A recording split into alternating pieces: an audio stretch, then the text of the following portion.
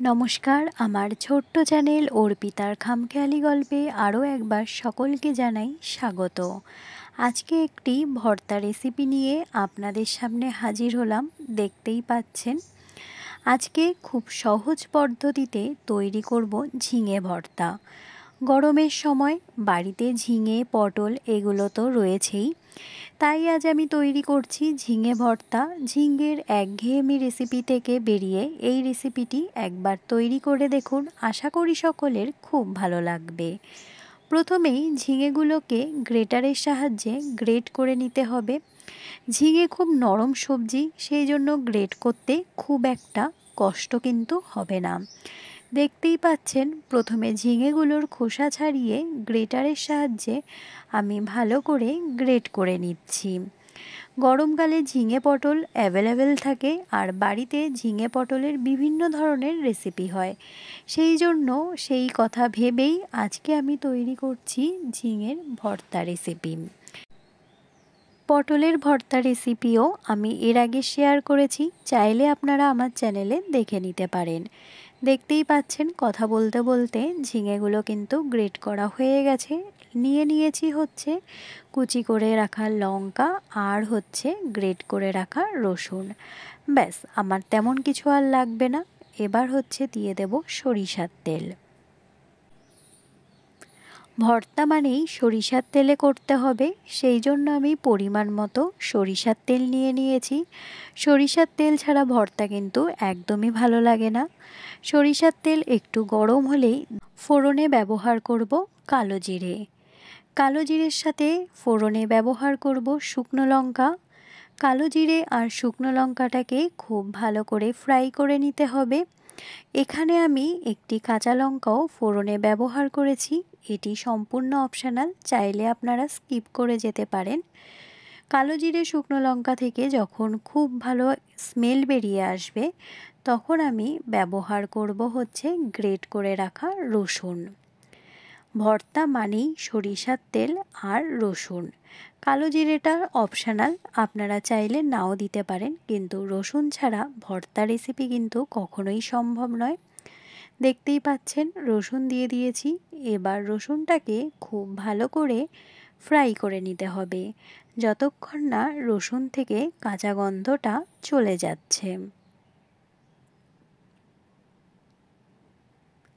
আমার চ্যানেলে পটল ভর্তা ছাড়াও আমি বেশ কিছুদিন আগে কাঁকরোল ভর্তার রেসিপিও শেয়ার করেছি, চাইলে আপনারা একবার কিন্তু দেখে নিতে পারেন। আশা করি আপনাদের সকলের খুব ভালো লাগবে। এই পর্যায়ে দেখতে পাচ্ছেন, রসুনটা কিন্তু ফোড়নে খুব ভালো করে আমি ফ্রাই করে নিচ্ছি, যেন রসুনের কোনো রকম কাঁচা গন্ধ না থাকে। কাঁচা গন্ধ থাকলে খেতে একদমই ভালো লাগবে না। খুব কম মশলায় কোনো রকম বাটার ঝামেলা ছাড়াই আমি এই ভর্তা রেসিপিটি তৈরি করছি। আপনারা খুব সহজেই কম সময়ে বাড়িতে এই রেসিপিটি তৈরি করে নিতে পারবেন। এবার ব্যবহার করছি টমেটোটাকে আমি গ্রেট করে নিয়েছি। আমি টকটক ঝাল ঝিঙে ভর্তাটা তৈরি করব বলে টমেটোটা এখানে ব্যবহার করেছি। হাতের কাছে যদি টমেটো না থাকে, আপনারা টমেটোটাকে স্কিপ করে যেতে পারেন, তাতে কিন্তু ভর্তার স্বাদ কোনো রকম কমবে না। এই পর্যায়ে ব্যবহার করব কুচি করে রাখা লঙ্কা।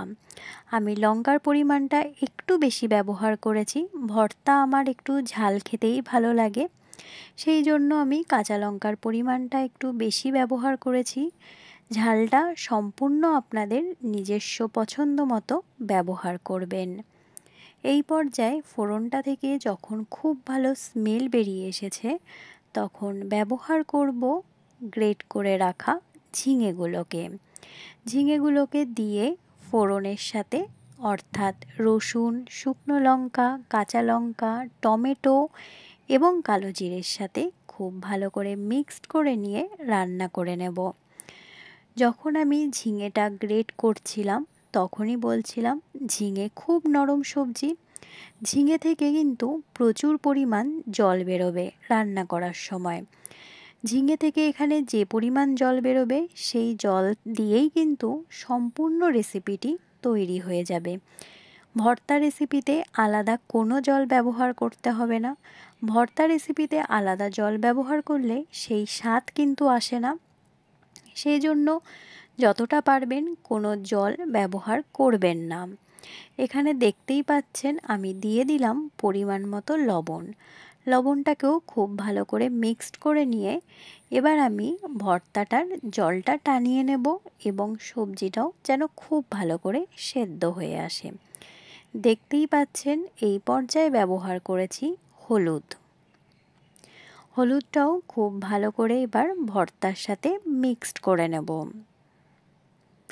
এই পর্যায়ে আপনারা দেখতে পাচ্ছেন ঝিঙেটা থেকে কিন্তু অনেকই জল ছেড়েছে। আমি সম্পূর্ণ জলটা টানিয়ে নেব এবং ভর্তাটাকে একদম যেমন তৈরি হয় জানেনই, ভর্তাটা একদমই শুকনো টাইপের করে নেব। জলটা যতটা টানিয়ে নেব ওই জলের মধ্যেই সবজিটাও কিন্তু আমার সেদ্ধ হয়ে যাবে।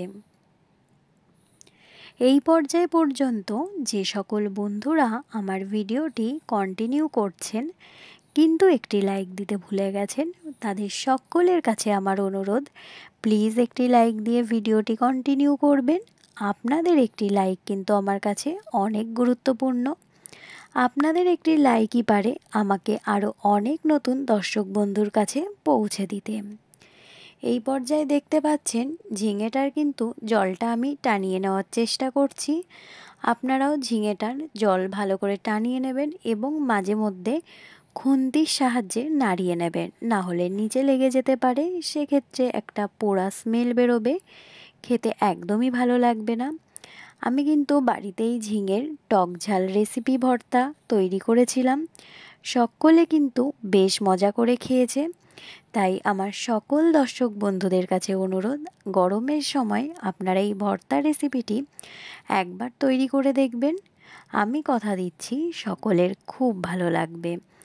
আর এটি গরমকালে এই জন্যই খেতে বলছি, দেখতেই পাচ্ছেন একদম কম মশলা, জাস্ট আমি ব্যবহার করেছি গুঁড়ো মশলায় হলুদ আর লবণ। এছাড়া আমি কিন্তু কোনো রকম গুঁড়ো মশলা ব্যবহার করিনি, স্বাস্থ্যের পক্ষেও যথেষ্ট উপকারী। সেজন্য একবার তৈরি করে দেখবেন, আশা করি সকলের খুব ভালো লাগবে। এই পর্যায়ে দেখতে পাচ্ছেন বেশ ভালো করে কিন্তু ঝিঙেটার জল আমি টানিয়ে নিচ্ছি। এর আগে আমি যে কাঁকরোলের ভর্তা রেসিপি বা পটলের ভর্তা রেসিপি তৈরি করেছি, এছাড়া আমার চ্যানেলে আরও অনেক রকমের ভর্তা রেসিপি আছে, চাইলে আপনারা একবার দেখে নিতে পারেন। আশা করি সকলের খুব ভালো লাগবে।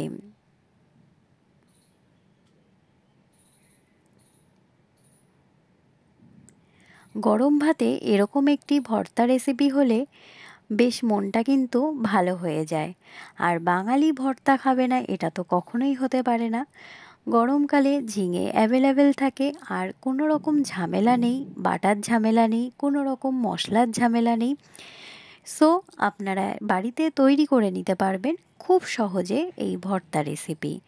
ভর্তা কিন্তু প্রায় আমার তৈরি হয়ে এসেছে। একদম শেষ মুহূর্তে আমি ব্যবহার করলাম স্বাদ মতো চিনি, অর্থাৎ ঝালের ব্যালেন্সের জন্য আমি কিন্তু এখানে চিনি ব্যবহার করেছি।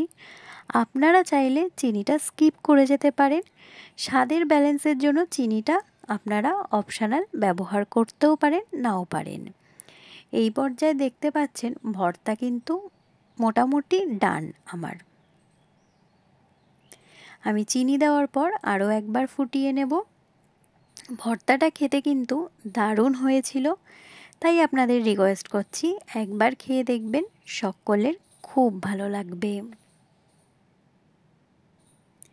এই পর্যায়ে কিন্তু আমার ভর্তা রেডি হয়ে গেছে, আমি একটি পাত্রে সার্ভ করে নিয়েছি।